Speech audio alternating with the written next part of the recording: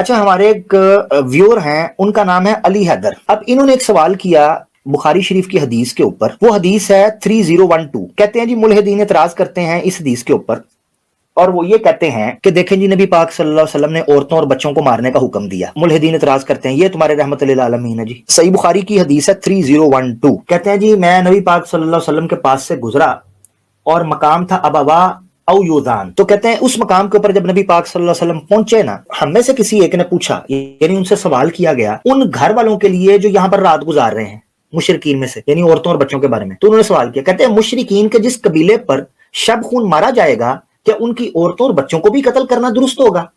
حضرت صلی اللہ علیہ وسلم نے فرمایا کہ وہ بھی انہی میں سے ہیں. اچھا، یہ حدیث ہے جس سے وہ کہتے ہیں دیکھو جی اللہ کے رسول نے ایک تو شب خون مارا رات کے ٹائم بغیر بتائے، اور دوسرا یہ کہا کہ ان کی عورتوں اور بچوں کو بھی قتل کرنا درست ہوگا. جبکہ یہ سوال پوچھا گیا تھا، اس پر آپ نے کہا تھا کہ وہ انہی میں سے ہیں. اب یہ انہی میں سے ہیں کس چیز کا اشارہ ہے، اس کو ہم کھول کے بیان کریں. یہ تھی بخاری کی حدیث 3012. اب اگر یہ بھائی تھوڑا سا تردد کرتے اور دو حدیثیں بعد پڑھ لیتے تو ان کو کلیئر ہو جاتا کہ نبی پاک صلی اللہ علیہ وسلم کا حقیقی حکم کیا تھا، اور کیوں اس حدیث کے اندر اللہ کے رسول نے کہا کہ وہ انہی میں سے ہیں، کیوں کہا تھا. دیکھیں اگلی ہی چند حدیثوں بعد، یعنی وہ 3012 تھی اور یہ حدیث ہے 3014 and 3015. اللہ کے رسول پاک صلی اللہ علیہ وسلم ایک دفعہ غزوہ میں آپ نے دیکھا ایک عورت جو ہے وہ میدان کے اندر قتل کر دی گئی. تو حضرت اوپر والی حدیث پہلے 3014 دیکھیں، آپ صلی اللہ علیہ وسلم نے حضرت صلی اللہ علیہ وسلم نے عورتوں اور بچوں کے قتل کرنے پر انکار ظاہر کیا. آپ نے کہا کہ نہیں قتل کرو ان کو. 3015 آپ حدیث دیکھیں اگلی. عبداللہ بن عمر فرماتے ہیں کہ ایک عورت رسول اللہ صلی اللہ علیہ وسلم کے زمانہ میں کسی غزوے میں مقتول پائی گئی، یعنی اس کو کسی نے مرڈر کر دیا. تو نبی کریم صلی اللہ علیہ وسلم نے عورتوں اور بچوں کے قتل سے منع فرمایا. اب یہ بھی بخاری کی حدیث ہے، منع فرمایا. اب یہ بظاہر تضاد اٹھتا ہے. فیل یہ ہوتا ہے کہ ایک جگہ اللہ کے رسول کہہ رہے ہیں کہ یہ انہی میں سے ہیں، اور ایک جگہ قتل کیا گیا تو کہتے ہیں بچوں اور عورتوں کو قتل نہ کرو. تو ہم نے پہلے اس حدیث کے بیک گراؤنڈ کو سمجھنا تھا کہ ہمیں پتہ چلے یہ خاص مقام تھا، کیونکہ دیکھو راوی نے مینشن بھی کیا ہے کہ ابوا کا مقام تھا. یہ تھا کیا، اس کو پہلے سمجھے. قریش کا جو قبیلہ تھا اس کے چھوٹے چھوٹے دوسرے قبیلے حلیف تھے. حلیف کا مطلب یہ ہوتا تھا کہ ان کے پولیٹیکل الائنسز ہوتے ہیں، ایفیلیشنز ہوتی ہیں. جیسے مثال کے طور پر نیٹو ہے، نیٹو اس وقت بنی ہوئی ہے 20+ کنٹریز ہیں. تو ان کا الائنس اس چیز کے اوپر ہوا ہے کہ کوئی ٹیررزم یا کوئی ہم پر کو پریشر ڈالے گا تو سارے ملک اپنا اپنا فنڈ کریں گے، سپورٹ کریں گے. اسی طرح اسلامک کنٹریز کا بھی بنا ہوا تھا، OIC کا اتحاد بنا ہوا تھا، یا ابھی نارتھ تھنڈر فورس ہے الائنس بنا تھا کہ جس میں یہ تھا کہ کسی ایک ملک کے اوپر اٹیک ہوگا دوسرے ملک اس کی سپورٹ کریں گے. تو عربوں کے اندر بھی حلیف سسٹم ہوتا تھا کہ اس وقت جو طوائف الملوکی تھی، مختلف قبیلوں میں جنگیں ہوا کرتی تھیں، تو ہر قبیلے نے اپنا اپنا سپورٹ کے لیے ایک حلیف چنا ہوا تھا. قریش کا ایک حلیف قبیلہ تھا جو بنو خزاعہ تھا. یہ قبیلہ قریش کے بہت زیادہ قریب تھا. اس کی وجہ یہ ہے کہ قریش میں قبیلے سے باہر کچھ شادیاں ہوتی تھیں، لڑکیاں بھی جاتی تھیں اور لڑکے بھی لڑکیاں لے کے اس خاندان سے جاتے تھے، اور ادھر لڑکیاں بھی آتی تھی بنو خزاعہ میں سے. اس کی وجہ ہوتی تھی خانہ کعبہ کے ارد گرد متولیت کو مضبوط کرنا، کیونکہ عرب میں حجاز میں اس کو سپورٹ ہوتی تھی جس کے پاس خانہ کعبہ ہوتا تھا، تو وہ قریش کے پاس تھا. تو ہر قبیلے کا یہ ہوتا تھا کہ وہ کسی طریقے سے کعبے والوں کے ساتھ یا قریش کے ساتھ تعلق مضبوط کرے. بنو خزاعہ کے ساتھ یہ تعلق تھا ان کا. بنو خزاعہ کی چھوٹی شاخ تھی مستلق، بنو مستلق. یہ جو بنو مستلق تھا ان کا لیڈر تھا حارث بن زرار. اس بندے کا کام کیا تھا کہ یہ بندہ نبی پاک صلی اللہ علیہ وسلم کے مدینہ آنے کے بعد، چونکہ یہ جو مستلق تھا یہ مدینہ سے کچھ فاصلے کے اوپر، یہ غالباً ایریا اگر میں غلط نہیں ہوں تو مدینہ سے کوئی 9 یا 10 میل کے فاصلے پر تھا، یعنی اتنا قریب تھا.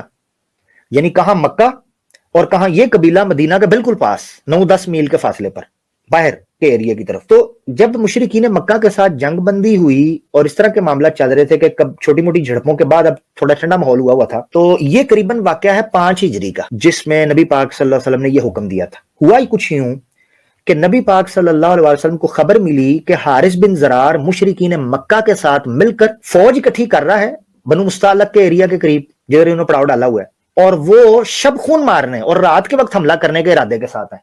یعنی وہ ہمیں خبر نہیں دے رہے مگر جنگ تیاری کر رہے ہیں. نبی پاک صلی اللہ علیہ وسلم نے صرف اڑتی ہوئی خبر کی تصدیق نہیں کر دی کہ بھئی چلو، آپ نے صحابی کو بھیجا، اور ایک صحابی ابھی مجھے ان کا نام بھول رہا ہے، وہ صحابی کو باقاعدہ بھیجا کہ جاؤ اس ایریا کی خبر گیری کر کے آؤ. اس نے جب رپورٹ سے اکٹھی کی، اس نے آ کے اللہ کے رسول کو بتایا، یا انٹیلیجنس اکٹھی کی، تو اس نے آ کے بتایا صحابی نے کہ اللہ کے رسول بات تو سچ ہے، وہاں پر پڑاؤ ڈلا ہوا ہے اور لوگ تو تیاریاں کر رہے ہیں. تو اللہ کے رسول نے اس کو سریہ یا غزوہ بنو مستعلق بھی کہتے ہیں، چھوٹی سی ایک جھڑپ تھی. अब मैं आपको बताऊंगा थोड़ा डिटेल के अंदर, ये बैकग्राउंड थोड़ा दे रहा हूं। तो अल्लाह के रसूल उस हारिस बिन ज़रार नामी शख्स की इस साजिश को नाकाम करने के लिए आप ऑफेंसिव मोड के अंदर निकले और आपने बगैर बताए वहां जाकर पड़ाव डाल दिया उनके करीब, रात के बिल्कुल करीब। बुखारी शरीफ के अंदर और फुकाहा जमहूर का इस पर मौकफ है कि नबी पाक सल्लल्लाहु अलैहि वसल्लम ने शब खून मारने से मना फरमाया हुआ है। सिर्फ एक्सेप्शनल कुछ जगह थी जिधर नबी पाक सल्लल्लाहु अलैहि वसल्लम ने दुश्मन को गाफिल रखते हुए उस पर हमला किया, वरना नबी पाक सल्लल्लाहु अलैहि वसल्लम इसके सख्त खिलाफ थे कि जिस जगह पर जंग लड़ी जाए या जिसके ऊपर हमला किया जाए उसको पहले इतला ना दी जाए। हमेशा आप पेशगी इतला देते थे, ऐलान होता था, मुअज्जिन ऐलान करते थे कि भाई जंग होने लगी है तैयारी, तब जाके सुबह के वक्त जंग होती थी, कभी शब खून नहीं मारा था।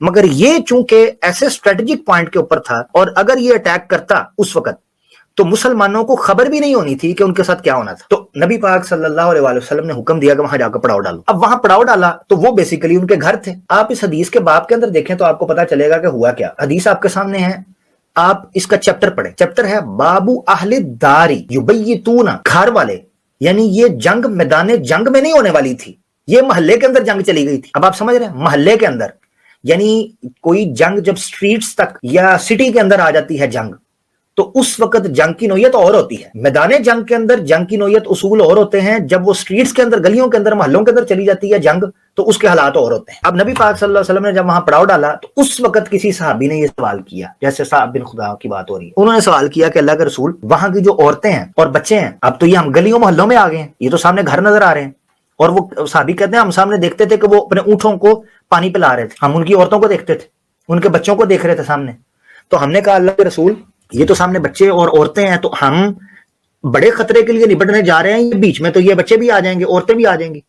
तो अल्लाह के रसूल ने कहा ये उन्हीं में से हैं। अब जंग की दो ऑप्शन थे आपके पास, या तो आप वहां से वापस चले जाते और वो आप पर हमला करते और आपको नुकसान होता, और दूसरा ये है कि आप वहां पर रुक कर उन पर हमला करते और आप नुकसान से अपने आप को बचा लेते। अब हुआ क्या, ये बज़ाहिर नजर आता है कि जनाब मुल्हिदीन ये पेश करते हैं हदीस पेश करके कि जनाब नबी पाक सल्लल्लाहु अलैहि वसल्लम ने बच्चों को भी उड़ा दिया, औरतों को भी उड़ा दिया, जनाब कहा कि ये भी उनमें से हैं, इनको कत्ल कर दो। हुआ कुछ भी नहीं, चुंगे चुंग। हाँ जी, अब सीरत की जितनी किताबें हैं, इब्न हशाम निकाल, जो मैंने तफसील बताई, इब्न हशाम निकाल के देखें, तबकात इब्न साद निकाल कर देखें, आप जदीद सीरतों के अंदर से रहमत लिल आलमीन काजी सुलेमान मंसूर बुरी निकाल के देखें, सैयद सुलेमान नदवी की और शिबली नुमानी साहब की जो सीरतुन नबी है उसको निकाल कर देखें, क्योंकि उन्होंने ओरिएंटलिस्ट वगैरह के इतराज़ात दिए हुए हैं, तो वो बड़ी तकाबली सीरत है इस वाले। तो आप देखें कि उस सीरत के अंदर उन्होंने बयान किया, पता है कितने लोग मरे थे टोटल? 10 बंदे, एक औरत भी नहीं मरी। ये जो मुल्हिदीन कहते हैं ना, ये जो जंग हुई है जिस हदीस में कहा जा रहा है कि जनाब इनकी औरतें और बच्चे भी उनमें से हैं, एक भी औरत या बच्चा नहीं मरा, 10 बंदे मरे हैं और 600 बंदे कैदी कर लिए गए। हुआ कुछ यूं कि जब ये अटैक हुआ तो हारिस बिन ज़रार जो है उसको खबर मिली कि ये तो हमारे घर के अंदर घुस आए हैं, तो वो भागा वहां से, और उनकी बेटी थी जवेरिया जो बाद में हजरत नबी पाक सल्लल्लाहु अलैहि वसल्लम के अकद में आई। वो एक लंबा वाक़या। ग़ज़वा बनी मुस्तलक जो है ये इस हवाले से मशहूर है कि इसमें सिर्फ नबी पाक सल्लल्लाहु अलैहि वसल्लम ने कहा था कि उनके औरतें और बच्चे उन्हीं में से हैं। अब आ जाते हैं हम typical military point of view से देखते हैं। हमने पहले कहा है कि इस्लाम को हम सिर्फ धर्म और मजहब के तौर पर नहीं देखते, हम इसको पूरे सिस्टम के तौर पर देखते। मिलिट्री जो है इसकी पूरे प्रोसीजर और पूरा एक सिस्टम है। मिलिट्री पॉइंट ऑफ व्यू से नबी पाक सल्लल्लाहु अलैहि वसल्लम ने जिस चीज की इजाजत, जिस खतरे को सामने देखते हुए इजाजत दी थी, उसको कहते हैं कोलैटरल डैमेज। मिलिट्री की एक टर्म है जिसको कहते हैं कोलैटरल डैमेज, और ये कब होती है? जब मिलिट्री ने कोऑपरेशन करना होता है। आपके सामने मरियम वेबस्टर जो है इसकी कोलैटरल डैमेज की मैं डेफिनेशन सामने रख देता हूं। ये कहते हैं injury inflicted on something other than an intended target, specifically civilian casualties of a military operation. वो कहते हैं कोलैटरल डैमेज जो होता है ऐसा जख्म या ऐसा हमला या ऐसा अटैक कि जो इरादे के साथ किया जाए, पूरे इरादे के साथ, कि जिसके अंदर चांसेस हों कि हो सकता है कि यहां पर सिविलियन कैजुअलिटीज हो सकती हैं, यानी आम जो सिविलियन यानी इनोसेंट ह्यूमन बीइंग है वो मर सकते हैं, या माली नुकसान हो सकता है, स्कूल बिल्डिंग्स उड़ सकती हैं, हॉस्पिटल उड़ सकता है, कोई बैंक उड़ सकता है, कोई हो सकता है ऑफिस उड़ जाए, ठीक है, पार्क उड़ जाए, ये चीजें हो सकती हैं। तो मिलिट्री ऑपरेशन में कोलैटरल डैमेज की इजाजत हमें मिलती है। अच्छा, अब आप कह सकते हैं कि कोलैटरल डैमेज की वजह से क्या हम ऑपरेशन को रोक दें? क्या बड़ा नुकसान होने दें छोटे नुकसान की वजह से? तो मिलिट्री ऑपरेशन के तहत एक ओपन लेटर लिखा गया था इंटरनेशनल क्रिमिनल कोर्ट की तरफ से 2006 के अंदर। और वो लेटर क्यों लिखा गया था? क्योंकि उसमें इराक वॉर के हवाले से कुछ रिजर्वेशंस थी जो इंटरनेशनल कम्युनिटी को और मुस्लिम कम्युनिटीज को थी। वो लेटर मैं आपके सामने पेश करता हूं। इंटरनेशनल क्रिमिनल कोर्ट फरवरी 2006 के अंदर अपनी फाइंडिंग्स देता है कि जो इंटरनेशनल क्रिमिनल कोर्ट का प्रोसिक्यूटर होता है वो कहता है 240 के करीब मुख्तलिफ communications concerning the situation in Iraq के हवाले से जो नाटो ने वहां पर तबाही मचाई है, खासकर यूके का सबसे ज्यादा हाथ था उसके अंदर। यही वजह कि टोनी ब्लेयर बाद में मुंह छुपाता फिरता था। तो उन्होंने कहा कि जनाब इस पर एतराजात किए गए हैं। These communications express the concern of numerous citizens and organisations regarding the launching of military operations and the resulting human loss. वो कहते हैं हमारे सामने ये कंसर्न रखा गया कि मिलिट्री ऑपरेशंस के नतीजे में ह्यूमन लॉस हुआ है। जिस तरह मुल्लिन ये कहते हैं कि एक मिलिट्री जो दारी बात है जंग हो रही, मिलिट्री ऑपरेशन गया है, तो उस वक्त की जो मिलिट्रीज होती थी ऑब्वियसली वो वॉलंटियरली लोग उसमें शामिल होते थे, को प्रॉपर लोगों ने फौजें, मुल्कों ने फौजें तो नहीं बनाई होती थी। तो इन्होंने कहा जी वो आई हैं तो उसमें लॉस हुआ है। नीचे वो लिखता है, कहता है while sharing regret over the loss of life caused by the war and its aftermath, as the prosecutor of the International Criminal Court, I have a very specific role and mandate. As specific, वो कहता है मेरा ये role है, सारा उसमें वो बयान करता है। ये 10 पेजेस के ऊपर ओपन लेटर है जो इंटरनेशनल क्रिमिनल कोर्ट की जो प्रोसिक्यूटर है उसने लिखा है। इसका चंद इक्तबासात मैं आपके सामने रखता हूं कि वो क्या कहता है कोलैटरल डैमेज के ऊपर। और इस सूरत में दोस्तों ये कह रहा है कि जब आपको आंखों से नजर आ रहा हो कि ह्यूमन लॉस होगा, आपने तब कोलैटरल डैमेज की बुनियाद के ऊपर मिलिट्री ऑपरेशन आप कर सकते हैं। क्या ये ह्यूमैनिटेरियन लॉ के ऊपर जायज है कि नहीं जायज है, ये देख लें। इनकी प्रोग्रेसिव सोच है वो क्या कह रही है, और ये मुसलमानों के ऊपर एतराज मुल्हिदीन कर रहे होते हैं। ये देखिए जी पेज 4 और 5, उसमें वो कहते हैं कि इल्जाम लगाया जाता है, उसका चैप्टर की हेडिंग उसने पूरी दी है, allegations concerning war crimes, allegations concerning the targeting of civilians और क्लियरली एक्सेसिव अटैक्स। वो कहते हैं द ऑफिस रिसीव्ड, यानी इंटरनेशनल क्रिमिनल कोर्ट जो है, office received many allegations relating to civilian deaths, injuries and damage occurring during the military operations between March and May 2003। वो कहते हैं इंटरनेशनल क्रिमिनल कोर्ट के ऑफिस को बड़े इल्जामात मौसूल हुए हैं कि बड़े तादाद पर सिविलियन की डेथ हो रही है, जख्मी हो रहे हैं और बड़े पैमाने पर इमारतों का माली नुकसान हो रहा है उन मिलिट्री ऑपरेशंस के दरमियान जो मार्च से मई, 3 महीने, मार्च, अप्रैल और मई, 3 महीने 2003 के अंदर हुआ है इराक के अंदर। ये जो अगला पैराग्राफ है ना, इसको आपने गौर से पढ़ना है, सफा 5 के ऊपर। कहते हैं under international humanitarian law and the Rome statute the death of civilians, कहते हैं इंटरनेशनल ह्यूमैनिटेरियन यानी इंसानी हकूक के मुताबिक, कानून के मुताबिक, और जो रोम स्टैट्यूट है ये बेसिकली इंटरनेशनल क्रिमिनल कोर्ट की पूरी एक किताब है कानून की, उसमें प्रोविजंस हैं, आर्टिकल्स हैं सारे। इन दोनों के मुताबिक वो कहते हैं द डेथ ऑफ सिविलियंस, मासूम लोगों का, शहरियों का मरना ड्यूरिंग एन आर्म्ड कॉन्फ्लिक्ट, जंगों के दरमियान, no matter how grave and regrettable, इसमें कोई मजा का नहीं है कि वो कितना दुख वाला हो या कितना शर्मिंदगी का बायस हो, does not in itself constitute a war crime. ये हकीकत के अंदर कोई वॉर क्राइम में आता नहीं है, समझ रहे हैं आप। आर्म्ड कॉन्फ्लिक्ट के दरमियान अगर लोगों की मौत भी हो जाती है तो ये कितना ही पशमान क्यों ना हो, इसको वॉर क्राइम के अंदर नहीं आएंगे। आगे जरा देखिए, आपके होश उड़ जाएंगे ये जो इस्लाम पे इल्जाम लगाते हैं। कहते हैं जी international humanitarian law and the Rome statute permit belligerents to carry out proportionate attacks against military objectives. वो कहते हैं इंटरनेशनल ह्यूमैनिटेरियन लॉ जो है और रोम स्टैट्यूट है, ये बेसिकली इजाजत देता है कि ऐसे अटैक्स मिलिट्री ऑब्जेक्टिव्स के लिए, even when it is known that some civilians death और इंजरीज विल अकर, यहां तक कि आपको ये पता हो कि मासूम लोगों की जान भी हो जाएगी, नुकसान भी होगा और वो कत्ल हो जाएंगे, ये आपको परमिट करता है। A crime occurs if there is an intentional attack directed against civilians, कि जुर्म तो तब होता है कि जब आप इंटेंशनल अटैक सिर्फ सिविलियंस को फोकस करते हुए करें, तब जुर्म होता है। आपने डायरेक्ट सिविलियन को तो अटैक नहीं किया था, आप तो उन कबीलों को, उन लोगों को अटैक करने जा रहे थे जिन लोगों ने तैयारी की हुई थी आपके खिलाफ। तो जब सहाबा किराम ने पूछा कि इन बच्चों का क्या करना है, तो आपने कहा भाई ये तो कोलैटरल डैमेज है, कि हम एक ऑब्जेक्टिव लेकर निकले हैं कि हमने ये ऑब्जेक्टिव हासिल करना है।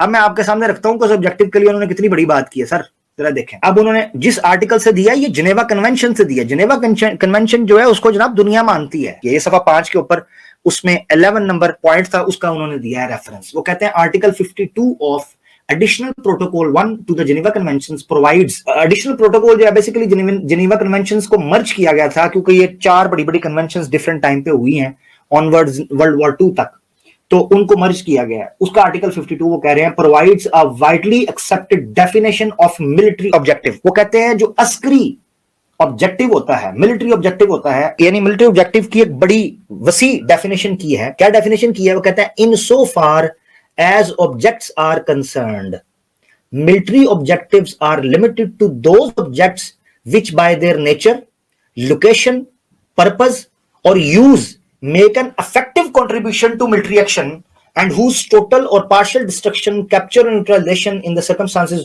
ruling at the time offers a definite military advantage। इसका खुलासा मैं आपके सामने रख देता हूं कि ये आपको महदूद करता है आपके ऑब्जेक्ट्स को उस तरफ कि आप जिस नोयत का ऑपरेशन कर रहे हैं, जिस जगह पर कर रहे हैं, जिस मकसद के लिए कर रहे हैं, अगर उस दौरान में कोई नुकसान हो जाता है, किसी को मारना पड़ जाता है, किसी को न्यूट्रलाइज करना पड़ जाता है उन खास हालात के अंदर, और आपको मिलिट्री का वो मखसूस ऑब्जेक्टिव या मुख्तलिफ एडवांटेज मिल रहा है, तो आप वो कर सकते हैं, उसको मिलिट्री ऑब्जेक्टिव कहा जाता है। अब नबी पाक सल्लल्लाहु अलैहि वसल्लम ने बनु मुस्तलक के अंदर जो ऑब्जेक्टिव हासिल करना चाहा था वो ये था कि हारिस बिन ज़रार की जो साजिशें हैं कि मुशरिकीन मक्का के साथ मिलकर मदीना को दबाव में डाले, आपने वो हासिल किया। उसकी वजह यह है कि गज़वा बनु मुस्तलक के बाद हजरत जुवेरिया जो हारिस बिन ज़रार की बेटी थी, जब वो आपके निकाह के अंदर आई, वो पूरे का पूरा कबीला आपका ताबे हो गया था, पूरे का पूरा कबीला, और मुशरिकीन मक्का के साथ बाइकाट हो गया। उसका सबसे बड़ा फायदा तो ये हुआ, यही वजह है कि वो फिर ग्राउंड पर आए थे सुलह हुदैबिया के लिए। तो नबी पाक सल्लल्लाहु अलैहि वसल्लम ने इस मिलिट्री स्ट्रेटजी को इस्तेमाल किया और आपने बिल्कुल ठीक किया कि आपने कहा कि ये कोलैटरल डैमेज होगा। अदरवाइज ये है, मिसाल के तौर पर एक आपका दुश्मन है, वो गली के अंदर घुस गया है, सिविलियन के अंदर घुस गया है, और आपको पता है कि अगर आपने उसको छोड़ दिया तो पूरी इंसानियत का नुकसान हो जाएगा या इससे बड़े पैमाने पर नुकसान होगा, आपको उसको पकड़ना पड़ेगा। पूरी दुनिया के अंदर इंसानी हकूक की तंजीमें सारी कोलैटरल डैमेज को मानती हैं, हालांकि उसमें सहाफी भी मरते हैं, उसमें स्कूल टीचर्स भी मर जाते हैं, उसमें डॉक्टर्स और नर्सेज भी मरती हैं, उसमें आपके ट्रांसपोर्ट वाले भी मरते हैं, मगर उन सब को बड़े खंदा पेशानी के साथ कोलैटरल डैमेज का हिस्सा बना के कबूल किया जाता है। उस वक्त तो इंसानियत नहीं शर्माती, क्योंकि वॉर स्ट्रेटजी ये है। आप मुझे बताएं दूसरा तरीका क्या हो सकता है? पॉसिबल नहीं।